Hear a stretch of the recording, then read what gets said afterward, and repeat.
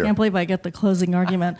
But, you know, we've been focused on the national vote, and obviously we all want President Trump to win and win the national vote, but it's very clear from all the comments and all the suggestions up front that really when it comes down to is the states and the state legislators. And I think this is an action session where we're looking for what we can do.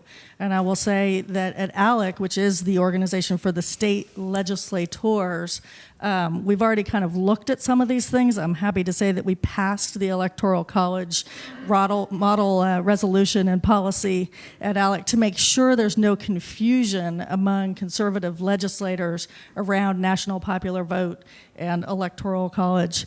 In fact, Ray Haynes was an old ALEC chairman, so the very guy that's leading the national popular vote is kind of using the leverage of having been a conservative in California, and I know there are not a lot of those, to try to confuse legislators across the country. So an action item there on the Electoral College is to make sure that if you know your legislators in your state, which I hope you do, that you're communicating to them that you support the Electoral College and that did you know that ALEC has a model policy on that. In terms of the process issues that I think Hans and Brad spoke about so eloquently, that's another thing that we're doing. We're working with Hans and Brad and Cleta Mitchell, who I know you all know, on trying to identify what are those action items that legislators can take in their states, and I think we've identified a few.